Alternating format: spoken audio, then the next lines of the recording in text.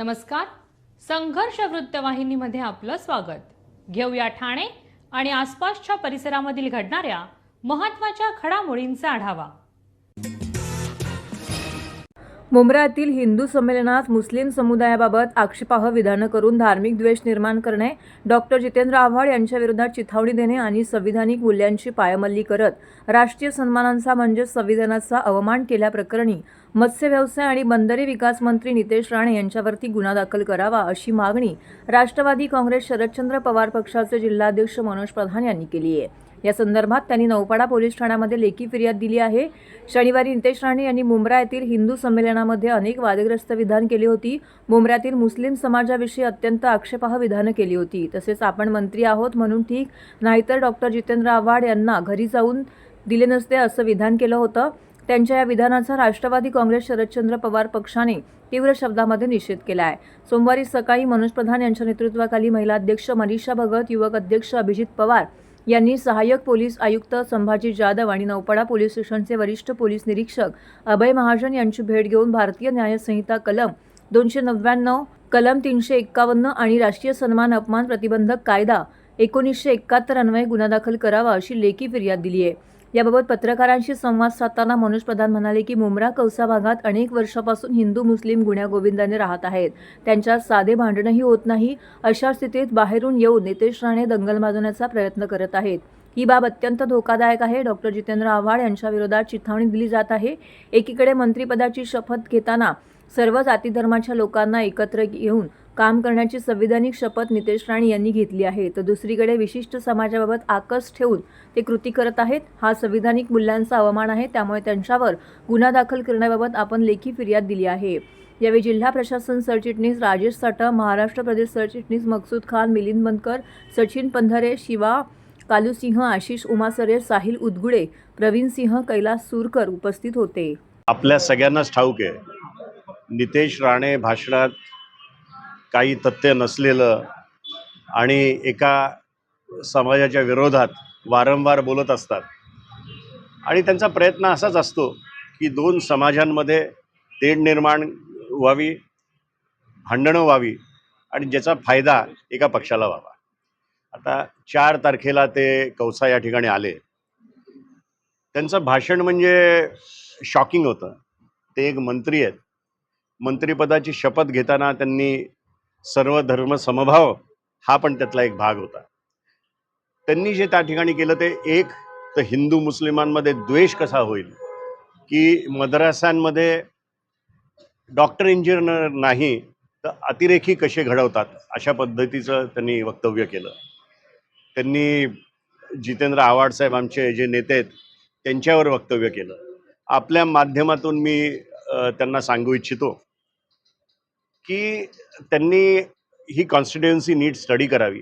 तिथे कळवा आणि मुंब्रा अशी 2 भाग आहेत. त्याच्यात कळव्यामध्ये 2 लाखहून जास्ती हिंदू मतदार आहेत आणि तिथे देखील जितेंद्र आव्हाड साहेब 40,000 मतांनी पुढे आहेत. तुमचा तुमचा जो कणकवलीचा विजय आहे तो 56,000नी झाला आणि 96,000नी आमचे साहेब या ठिकाणून निवडून आले. त्यामुळे तुम्ही बोलत असताना विचार करून बोलावा. तुम्हाला मी आपल्या सगळ्यांच्या माध्यमातून सांगतो की ज्या पद्धतीने राहुल गांधी आले तेव्हा फक्त 2-5 लोकांनी काळे झेंडे दाखवले होते, पण पुन्हा एकदा जर तुम्ही ठाणे शहरात आलात तर राष्ट्रवादी जोरात तुमच्या विरोधात आंदोलनाला उतरेल, हे ठामपणे मी सांगू इच्छितो. आव्हाड साहेबांबद्दल, शिवाजी महाराजांबद्दल किंवा कुठल्याही समाजाबद्दल बोलताना विचार करून बोलावा. आणि आपल्या माध्यमातून एक शेवटची गोष्ट मी राज्यपाल साहेबांना सांगू इच्छितो की जी शपथ त्यांनी घेतली त्याच्या विरोधात ते जाऊन काम करतायत, म्हणून त्यांचा राजीनामा त्यांनी घ्यावा. आज ACP साहेब आणि सिनियर साहेबांना आम्ही एक 0 FIR करायची विनंती केली आहे. त्याबद्दल ते काय करतात ते पुढच्या 24-48 तासात आम्हाला कळेल. कसं आहे, त्यांनी एक गोष्ट त्यांनी समजून घेतली पाहिजे की ठीक आहे, त्यांना हिंदूंनी मतदान केलं असेल, पण जेव्हा ते मंत्रिपदाची शपथ घेतात ना तेव्हा ते हिंदूंचे मंत्री नसतात, ते सर्वसामान्य जनतेचे मंत्री असतात, ज्याच्यात हिंदू, मुस्लिम, सीख, ईसाई सर्व जाती लोक असतात, त्यामुळे त्यांनी अशा पद्धतीने विचार सोडून द्यावा. कसं आहे, आम्ही सुसंस्कृत आहोत. आमच्या आईवडिलांनी आम्हाला काहीतरी संस्कार दिलेत, आमच्या पक्षाध्यक्षांनी आम्हाला काहीतरी संस्कार दिलेत, म्हणून ह्या अशा भाषेला उत्तर देणं मी काय नीट मला काय वाटत नाही. पण मी एकच शब्दात सांगितलं, पुन्हा एकदा कळवा मुंबऱ्यात येऊन दाखवा. जितेंद्र आव्हाडांची, राष्ट्रवादीची काय ताकद आहे ते तुम्हाला दिसेल. बघा, बाहेरच्या माणसांनी येऊन काही सांगितलं तर त्याला काही महत्त्व नाही. मुंबऱ्यातल्या लोकांना काय पाहिजे त्याचा विचार व्हावा, आणि मुंबऱ्यातल्या लोकांनी जर ठरवलं तर आमचा काही साक्षीर नाही. आणि एक सांगायचं आहे त्यांना की मुंबऱ्यातनं आमचे 10 नगरसेवक आहेत, त्यातले 5 नगरसेवक हे हिंदू आहेत. त्यामुळे आम्ही मुंबऱ्यात फक्त मुस्लिमांच्या मतांवर निवडून येतो अशातलाही भाग नाही. आमच्याकडे हिंदू मुस्लिम सगळी मतं मुंबऱ्यातली आणि सगळ्या ठाणे शहरातली. राष्ट्रवादीची भूमिका तीच असेल ते तिथल्या नागरिकांची भूमिका असेल. त्या नागरिकांच्या भूमिकेचा आदर. म्हणजे मला असं वाटतं मुंबऱ्यात जी आमची नगरसेविका आहे आणि त्याच भागातली आहे ती याच्यावर जास्ती बोलेल. काय ना, म्हणजे आमचा आजीचा टाइम होता ना, तेव्हा असं आहे की मुंब्रा बाया म्हणून मुंब्रा देवींना बोललं जायचं. आमच्या आजी लोकांमध्ये देवींना बाया म्हणून आहे. त्या 10 जणी बहिणी आहेत, साथी असल्या साथी असल्या बाया, मुंब्रा देवी बाया, असं मुंब्रा बाया, मुंब्रा देवीच्या नावाने मुंब्रा म्हणून ते मुंब्रा हा स्टेशनला नाव त्या गावाला मुंब्रा म्हणून पडलेलं आहे. तर त्यावर ते नितेश राणे कुठून येतील, काय बोलतील, त्याच्याशी आम्हाला काही घेणं देणं नाही आहे. मुंब्रा देवी मुंब्रा असं असलं तरी आम्हाला काही फरक पडत नाही आहे. तर त्यांना का फरक पडायला हवं आहे, आणि ते कोण येऊन ठरवणार आमच्या मुंबऱ्यामध्ये काय पाहिजे काय नाही पाहिजे, हिंदू काय मुस्लिम काय, ते कोण येऊन सांगणार. जेव्हा आम्ही मिळून मिसळून राहतोय, आम्हाला सगळ्यांना आम्ही आमचं जसं काय नातं भाऊबंदीचं नातं निभावतोय, तर त्याला काय फरक पडला पाहिजे इथे येऊन बोलायला. कसं आहे, गेले 30-35 वर्षात मुंबऱ्यामध्ये एकही हिंदू मुस्लिमचं भांडण देखील झालेलं नाही आहे. आणि 2009 नंतर जेव्हा आव्हाडसाहेब तिकडे आमदार म्हणून आलेत त्याच्यानंतर तर काहीच नाही. मग असं असताना तुम्ही बाहेरनं यायचं आणि काहीतरी अशी आग लावायचा प्रयत्न करायचा, मला असं वाटतं कळवा मुंबऱ्यातली लोक ह्याला बळी पडणार नाहीत. तुम्हाला बोलायचंच असेल तर तुमच्या फिशरीज आणि पोर्ट डिपार्टमेंटवर बोला. तुम्हाला बोलायचंच असेल तर सिंधुदुर्गचे तुम्ही पालकमंत्री आहात त्याच्याबद्दल बोला. तिथे शून्य मार्क आहेत तुम्हाला, त्यामुळे तुम्ही त्याच्यावर जास्ती लक्ष केंद्रित करा, असं ठामपणे मी या ठिकाणी सांगतो. ठाणे महानगरपालिकेचे मालमत्ता कर म्हणजेच प्रॉपर्टी टॅक्स भरण्याचे आवाहन. सन 2022-23 या आर्थिक वर्षाचे मालमत्ता कराचे म्हणजेच प्रॉपर्टी टॅक्सचे बिल ठाणेकर करदात्यांना महापालिकेमार्फत आर्थिक वर्षाच्या सुरुवातीस म्हणजेच माहे एप्रिल 2022 मध्ये देण्यात आलेले आहे. तथापि अद्यापही काही करदात्यांनी मालमत्ता कर महापालिकेकडे जमा केलेला नाही. सध्या आर्थिक वर्षाचा अंतिम टप्पा सुरू झाला आहे.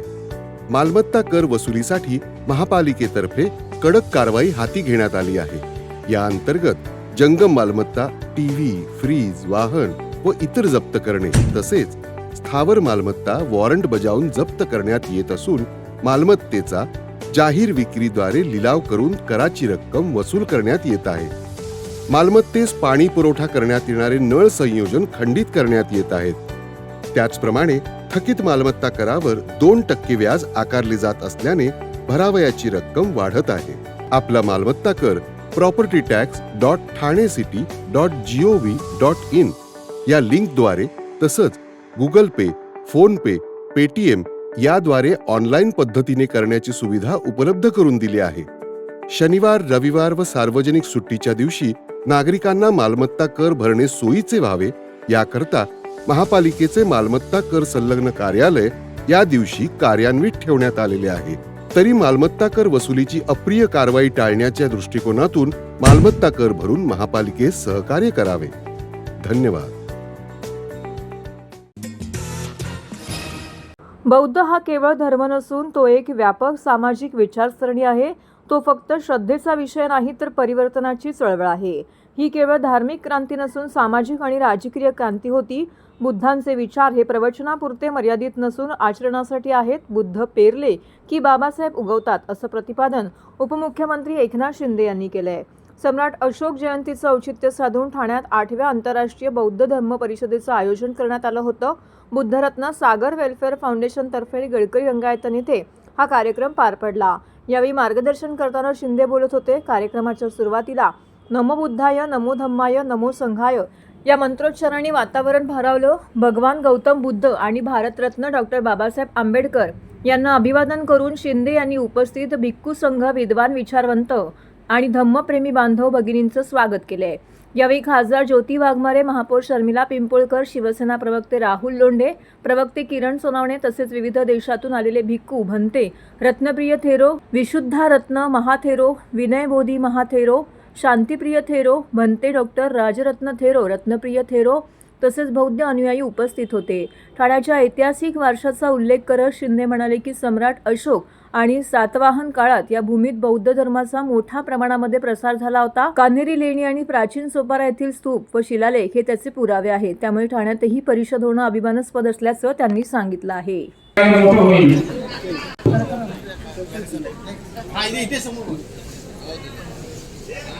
त्याचप्रमाणे आपल्या भिक्खू संघाने जागेवरती बसून घ्यावं. आपल्यापर्यंत आपलं डॉक्टर बाबासाहेब आंबेडकरांचे दुर्मिळ चित्र आणि अशी भिक्खू संघाची इच्छा आहे. असे उपासक जर घडले तर अशा पद्धतीने धर्माचं काम पुढे चालत राहणार आहे.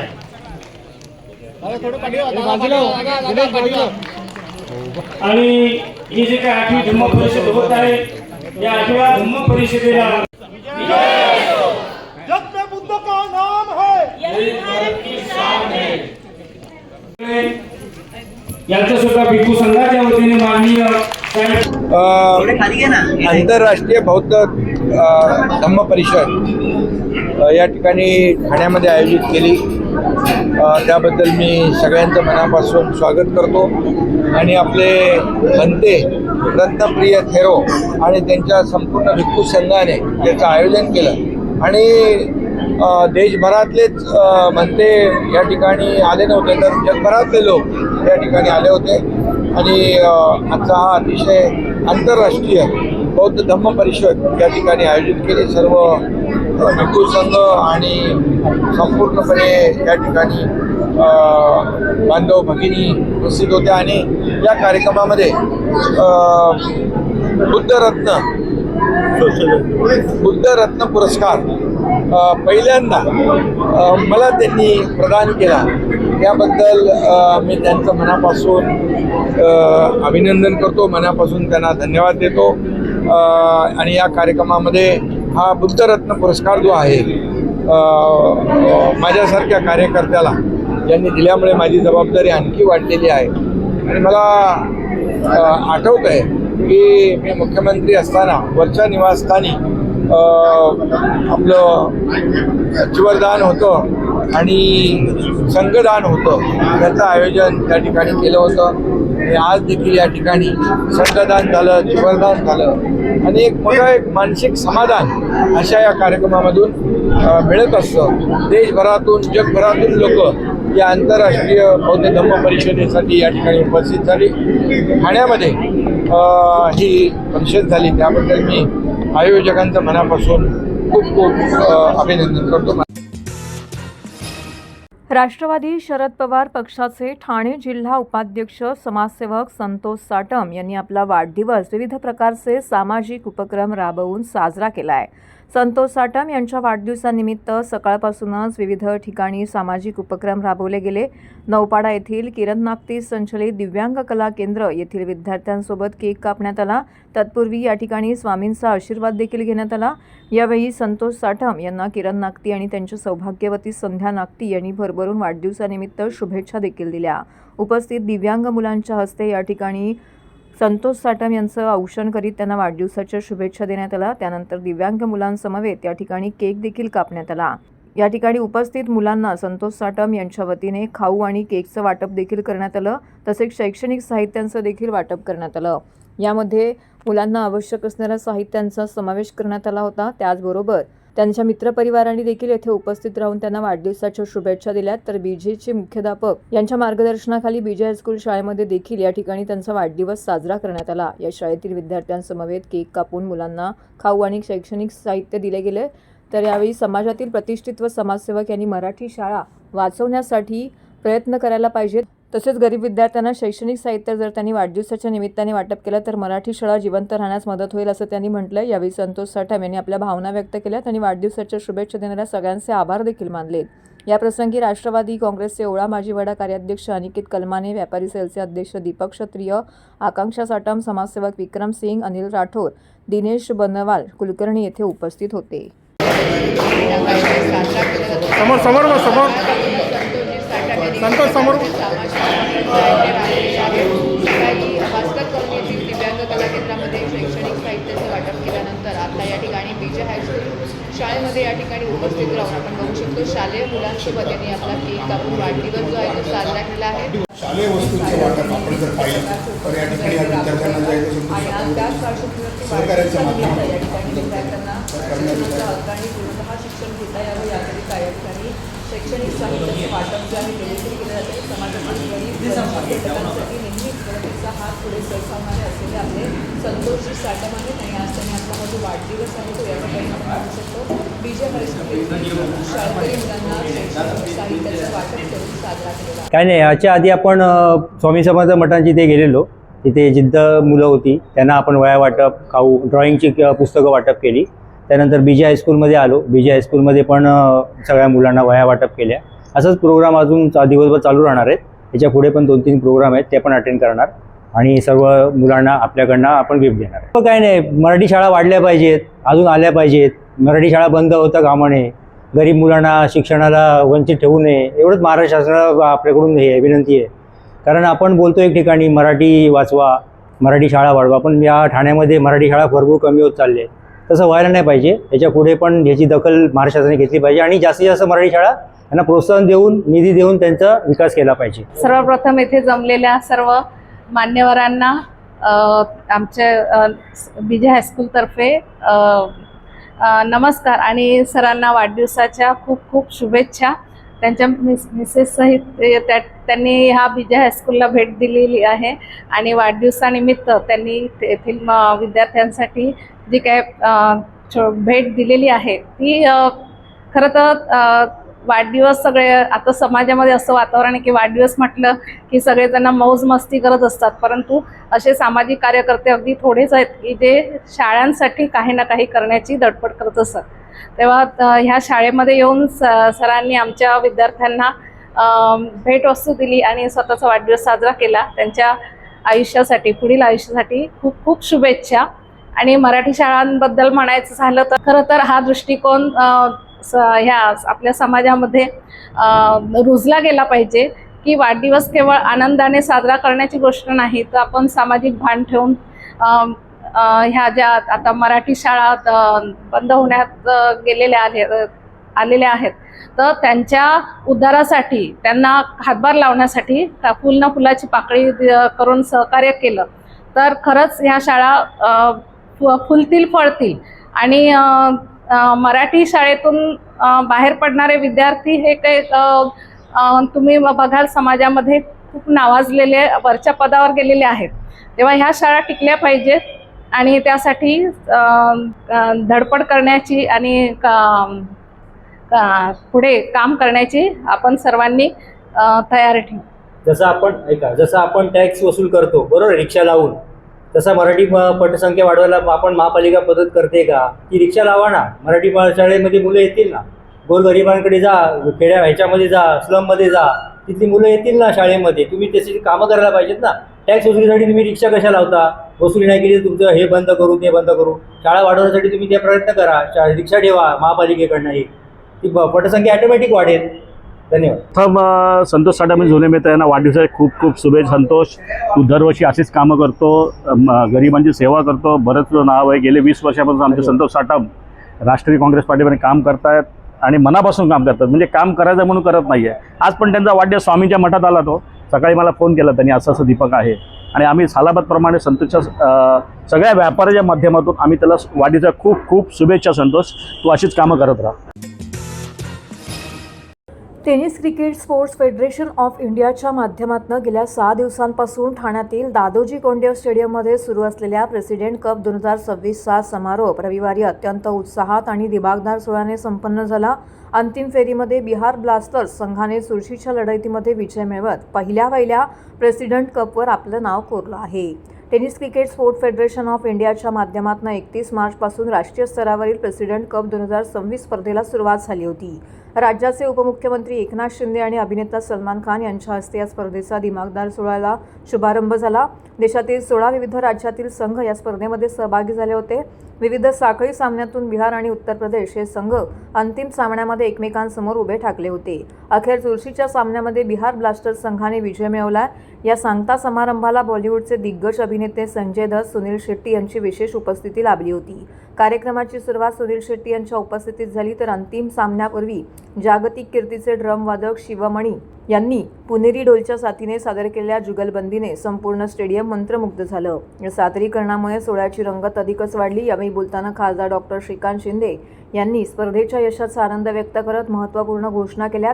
टेनिस क्रिकेटला व्यावसायिक स्वरूप देण्यासाठी आणि जास्तीत जास्त खेळाडूंना व्यासपीठ मिळवून देण्यासाठी प्रेसिडेंट कप आता वर्षातून 3 वेळा आयोजित केला जाणार आहे.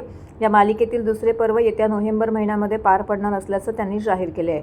विजेत्या बिहार ब्लास्टर्स संघाचे अभिनंदन करतानाच डॉक्टर शिंदे यांनी स्पर्धेमध्ये सहभागी झालेल्या सर्व खेळाडूंच्या खेळाडू वृत्तीचे आणि आयोजक समितीच्या नियोजनाचं कौतुक केलं आहे. क्रीडा रसिकांनी दिलेल्या उदंड प्रतिसादामुळे ही स्पर्धा यशस्वी झाल्याचं त्यांनी नमूद केलं आहे. 1 कोटी रुपयांचं भव्य पारितोषिक खेळाडूंना प्रोत्साहन देण्यासाठी या स्पर्धेचं बक्षीस स्वरूप अत्यंत भव्य ठेवण्यात आलेलं होतं. विजेत्या संघाला 1 कोटी रुपये आणि उपविजेत्या संघाला 50 लाख रुपये इतकी मोठी रक्कम बक्षीस स्वरूपामध्ये देऊन त्यांचा गौरव करण्यात आला आहे. ग्रामीण भागातील आणि टेनिस क्रिकेटमधील गुणवान खेळाडूंना आर्थिक पाठबळ मिळून त्यांनी प्रेरणा मिळावी हा यामागचा मुख्य उद्देश असल्याचं त्यांनी सांगितलं आहे. नमस्कार सबको. I want to thank my brothers, doctor साहब, डॉक्टर श्रीकांत, इनका बहुत बहुत धन्यवाद. और जहाँ ये मुझे बुलाएंगे मैं हमेशा हाजिर रहता हूँ और रहूँगा.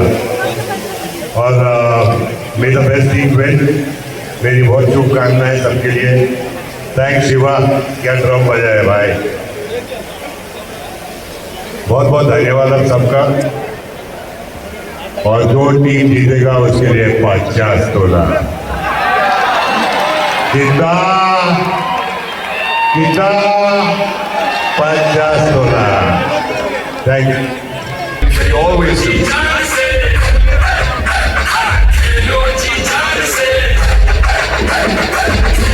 थैंक यू बाबा. हमेशा जहाँ पर भी मैं बुलाता हूँ वहाँ पर एक बड़े भाई की तरह आप आते हो, हमारे साथ हमारा मोटिवेशन बढ़ाने के लिए हर इवेंट में संजू बाबा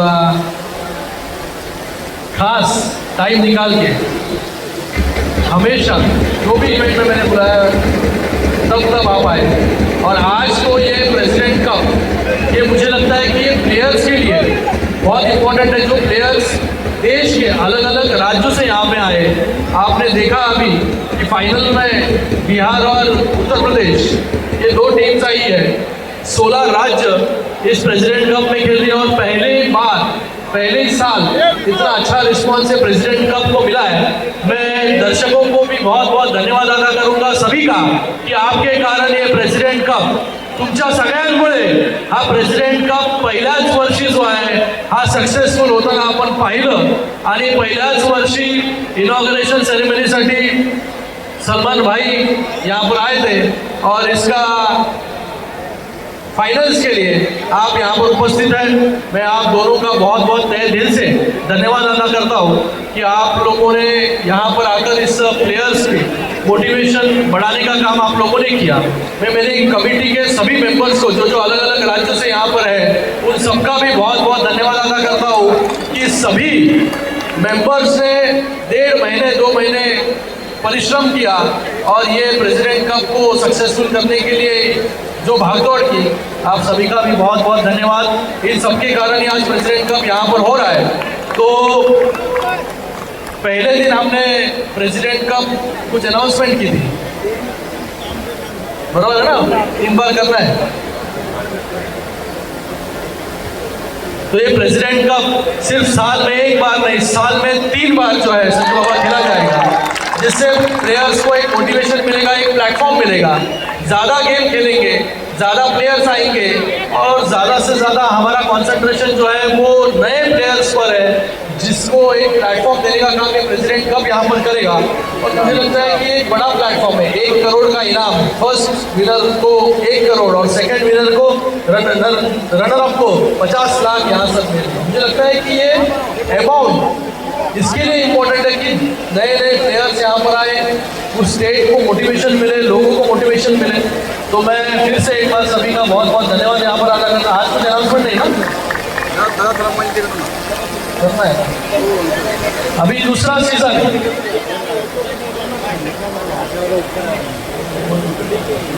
दूसरा लीग हम आज ही मैं यहाँ पर अनाउंस करना चाहूँगा कि दूसरा लीग हम लोग नवंबर में करेंगे, लेकिन कौन से राज्य में करेंगे ये बाद में सभी लोग मिलकर जो है हम लोग यहाँ पर तय करेंगे। मैं लीग का भी यहाँ पर स्वागत करता हूँ।